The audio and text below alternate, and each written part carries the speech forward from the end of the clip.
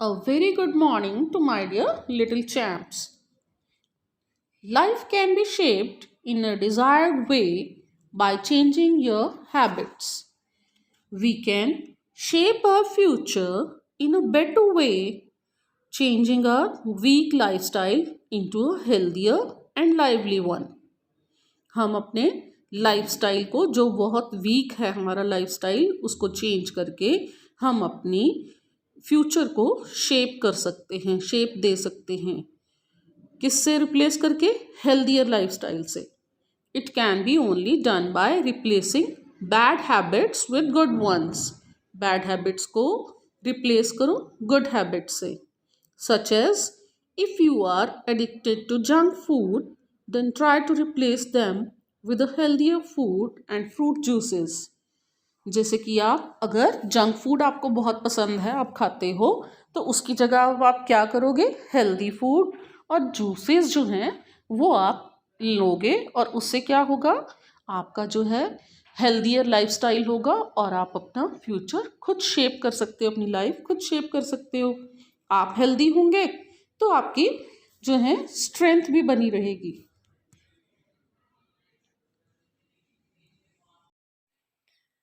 Children, take out lesson number 9 of your grammar book. Today we will revise this topic, active and passive voice.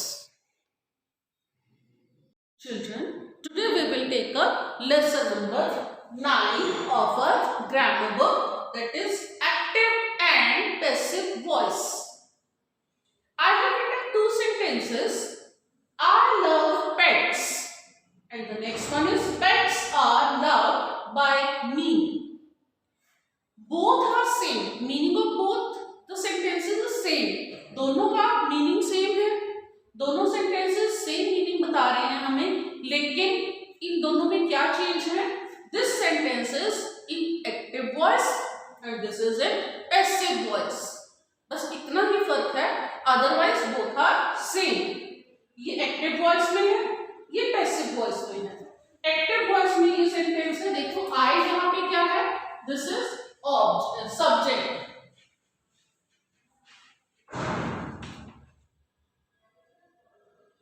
And pets is object.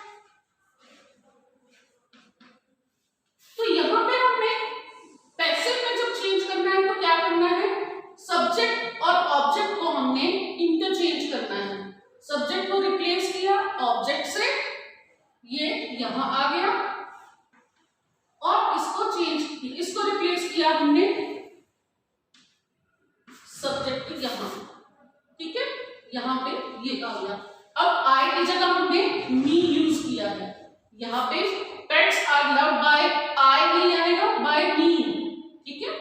तो इसी तरह से हमें कुछ changes करने पड़ते हैं सेंटेंसेस में जब एक्टिव को पैसिव वॉइस में चेंज करते हैं। तो क्या क्या हम चेंजेस करते हैं? If we have simple past tense, sentences simple past tense means अगर हमारे पास क्लीन्ड है वर्ब तो हमें उसको पैसिव में चेंज करते समय क्या लगाना है? Was cleaned. अगर पास्ट कंटिन्यूअस है, वाज क्लीनिंग है उसमें वर्ब, तो हमने क्या लगाना है? वाज बीइंग क्लीन, इससे उसको रिप्लेस करना है। देन इज पास्ट परफेक्ट, तो हमने क्या लगाना है? Had clean. हैड क्लीन को हमने किससे रिप्लेस करना? Had been clean. नाउ अगर सेंटेंस सिंपल फ्यूचर टेंस में है और उसमें लगा है विल क्लीन, ये वर्ब है, तो हमने क्या लगाना है? Will be clean. इसी तरह से हम सारे सेंटेंसेस को एक्टिव से पैसिव वॉइस में चेंज करेंगे। Here we have to identify the voice in the following sentences. In sentences में हमने voice identify करनी है कि ये कौन सी voice में है, एक्टिव में या पैसिव में। First sentence is I love dancing. अब ये कौन सा है? एक्टिव voice है या पैसिव voice है? ये एक्टिव voice है। क्यों एक्टिव voice है? क्योंकि जो ऑब्जेक्ट है यहाँ पे वो रिसीव कर रहा है एक्शन ऑफ वर्ब, ठीक है। यहाँ पे ऑब्जेक्ट हमारा एक्शन ऑफ वर्ब रिसीव कर रहा है। जब एक्शन ऑफ वर्ब रिसीव करता है ऑब्जेक्ट, तो ये क्या बनता है? एक्टिव।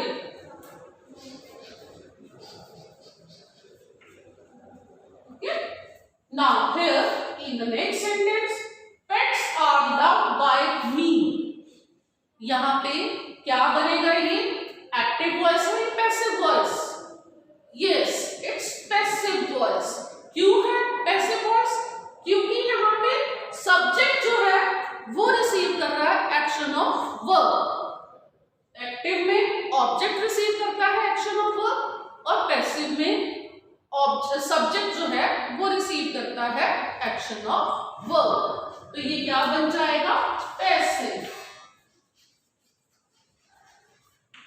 बेटा इसी तरह से आपको अगर आइडेंटिफिकेशन आती है तो आपने क्या करना है, just write down whether it is active और पैसिव। बस यही लिखना है आपने कि ये सेंटेंस एक्टिव वॉइस में है या पैसिव वॉइस में। अगर आपको चेंज करने के लिए आता है कि रीराइट द सेंटेंस या change the sentence from active to passive और passive to active vice versa, जैसे भी आता है तो आपने उसी के अकॉर्डिंग सेंटेंस को चेंज करके लिखना है। Children, today we are going to cover the topic descriptive writing given on page number 127 of your grammar book. What is a descriptive writing? The question comes in your mind, है ना? आता है ना ये सवाल कि होता क्या है डिस्क्रिप्टिव राइटिंग? आ रहा है ना कि मैम कह तो रहे हैं, लेकिन ये होता क्या है? This is a picture description. इसमें क्या होगा, पिक्चर डिस्क्रिप्शन होती है। A picture description is an ideal way of practicing your English vocabulary. अपनी वोकैबुलरी की, इंग्लिश की प्रैक्टिस भी होती है हमारी इससे, क्योंकि हम पिक्चर को देख करके कुछ सेंटेंसेस जो हमारे माइंड में आते हैं वो हम लिखते हैं। तो वो जो सेंटेंसेस हम लिख रहे हैं तो वो हमारी वोकैबुलरी की प्रैक्टिस हो रही है, इंग्लिश की प्रैक्टिस हो रही है, इम्प्रूवमेंट हो रही है ना। When we see a picture the thoughts come to our mind. जब भी हम कोई पिक्चर देखते हैं तो हमारे माइंड में थॉट्स आते हैं, ठीक है। To write those thoughts on a piece of paper is called picture description. Picture description क्या होता है, जब थॉट्स हमारे माइंड में जो आ रहे हैं उनको जब हम किसी पेपर पे लिखते हैं तो उसको क्या बोलते हैं, picture description. This is an art through which we can express our imagination. ये एक ऐसी कला है, ऐसी स्किल है जिसमें कि हम अपने थॉट्स और हमारे इमेजिनेशन जो है उसको हम एक्सप्रेस करते हैं पेपर पे, ठीक है। What we have to do for this is we have to see the picture very carefully. इसके लिए हमें क्या करना होता है, सबसे पहले इसके लिए हमें पिक्चर को बहुत ध्यान से देखना होता है, ठीक है। और फिर उस पिक्चर को देखकर उसके अकॉर्डिंग हम उसके सेंटेंसेस फ्रेम करते हैं। Now children, this is a picture for you. See whose picture is this? किसकी पिक्चर है बेटा? See this picture. Yes, this is a giraffe. Giraffe है ना ये। तो अब हमें और क्या क्या माइंड में हमारे आ रहा है इस पिक्चर को देख करके, क्या थॉट आ रहे हैं माइंड में? फर्स्ट सेंटेंस तो हमारा हो गया दिस इज अ जिराफ। और क्या आ रहा है हमारे माइंड में थॉट जिराफ के बारे में? और क्या जानते हो आप? It is the tallest animal. और पिक्चर को देखो, और क्या है? It has a long neck but a very short tail. है ना, इसकी टेल देखो कितनी छोटी है, इसकी नेक देखो कितनी लॉन्ग है ना। It has spots on its body. इसकी बॉडी पे ये देखिए स्पॉट्स है ना। तो it can be very easy for it to reach leaves on top of the trees. ये देखो इसकी हाइट कितनी ज़्यादा है, लॉन्ग है ना, ये बहुत ज़्यादा इसकी नेक लॉन्ग है। तो इसलिए किसी भी ट्री पे ऊपर, बिल्कुल ऊपर टॉप पे जहाँ पे भी लीव्स हैं उनको ये बहुत आसानी से वहाँ तक इसकी रीच है, बहुत आसानी से पहुँच सकता है ना। और भी जो जो थॉट्स आपके माइंड में आ रहे हैं इसको देख के you can write that also. Children, let's do some more practice. See this picture and write a few sentences that comes in your mind. Children, see किस चीज का सीन है ये? बैकग्राउंड देखो, सीन में क्या है पिक्चर में? This is the scene of a picnic spot on a beautiful sunny day. Sunny day है ना, क्योंकि यहाँ पे देखो पीछे आपको सन दिखाई दे रहा है ना क्लाउड्स के बीच में। There are white fluffy clouds floating in the sky. Sky में देखो ये वाइट क्लाउड्स है ना। A bright yellow sun is shining between the clouds. Clouds के बीच में देखो सन जो है येलो कलर का शाइन कर रहा है ना। Sun is shining, yes. The picnic spot is full of lush green and yellow trees on the steep slopes. ये देखो ये steep slopes है ना, उन पे trees हैं, beautiful trees दिखाई दे रहे हैं आपको। Yes. There is a big green tree in the middle having a tree house on it. ये देखो पार्क के बीचों बीच एक बहुत बड़ा सा ट्री है ना, और उसके ऊपर देखो ट्री हाउस बना हुआ है। Then a swing made of a tyre is hung from the branch of a tree. देखो टायर से बना हुआ स्विंग जो है वो ट्री ब्रांच पे हैंग किया हुआ है ना। There are 5 boys and a girl in the picture. Picture में हमें 5 boys दिखाई दे रहे हैं और 1 girl है। The children are wearing colorful dresses. बच्चों ने कलरफुल ड्रेसेस पहनी हुई है। 2 boys are playing near a yellow tree on one side. Yellow tree है ना साइड में, वहाँ पे 2 boys जो हैं वहाँ पे ट्री के पास में खेल रहे हैं। A pretty girl wearing a pink dress and a hat is cycling. Pink dress पहने हुए गर्ल, सर पे हैट भी लिया हुआ है, तो वो क्या कर रही है? साइकिलिंग कर रही है। There is a small pond shown in the picture. Picture में एक पॉन्ड भी है। A boy wearing a cap is sitting near the pond. Pond के पास में बॉय जो है कैप पहने हुए है। He is having a fishing net in his hand and is trying to catch a fish. उसके हाथ में फिशिंग नेट है और वो फिश पकड़ने के लिए बैठा है वहाँ पे। Now children, see whose picture is this? This is a dinosaur. Very good. अब हम क्या करेंगे? डायनासोर के बारे में लिखेंगे। अब हम पिक्चर डिस्क्रिप्शन किसकी करेंगे? डायनासोर की। तो हेयर आर फ्यू पॉइंट्स जिनको हमने माइंड में रखकर लिखना है। क्या लिखना है? बुक में गिवन है ना, देखते हैं क्या लिखना है आपने। Children, use the given framework to write about a dinosaur. आपने यहाँ अपनी ग्रामर बुक में ये डायनासोर के बारे में ये लिखना है। First of all you have to write the title. Title लिखना है। टाइटल में आप क्या लिखोगे कि किसकी पिक्चर है? आप यही लिख दो उसका नाम। Then is introduction. इंट्रोडक्शन में क्या लिखना है? व्हाट वाज इट, क्या है ये, and when did it exist, वो इस धरती पे कब आए। ठीक है। देन इज डिस्क्रिप्शन, इसको डिस्क्राइब करना है। इवोल्यूशन कब हुई थी उनकी? 140 मिलियन ईयर्स अगो आए थे वो इस धरती पे। तो उसके बाद हमने क्या लिखना है? डिस्क्रिप्शन। डिस्क्रिप्शन में क्या लिखेंगे? Mention it's appearance like shape, size, colour, structure etcetera.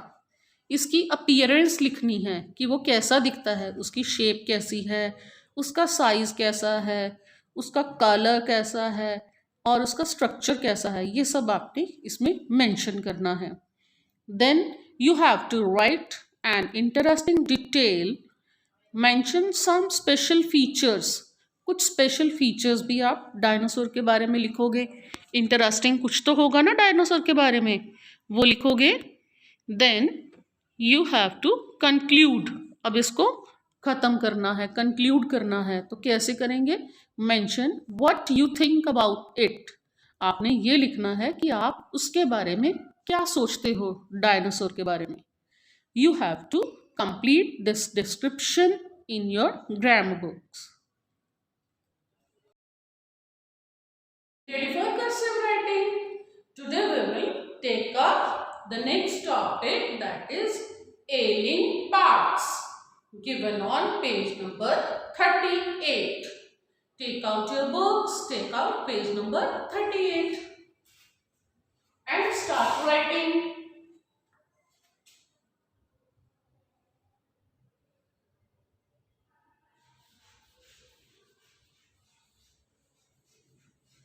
Disease is a sickness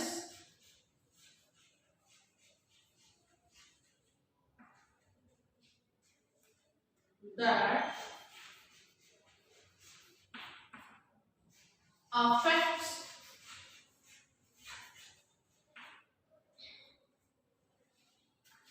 the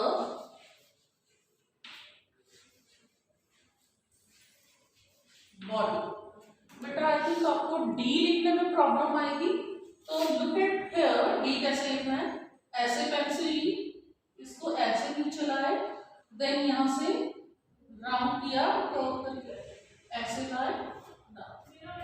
this is your D. कैसे करना है?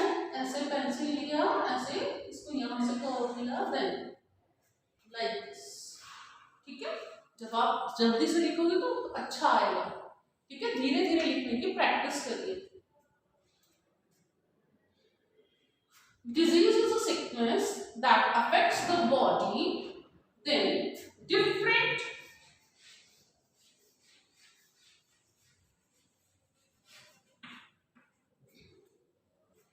diseases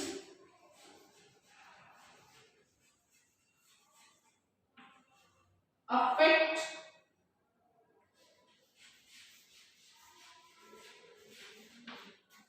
various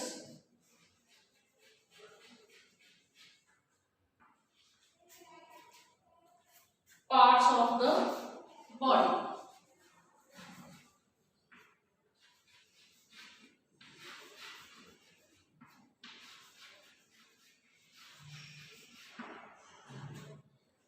Like this, you have to complete the topic given from page number 38 to page number 41. Children, you have to complete picture description given in grammar book at page number 127, as well as you have to practice active and passive voices also.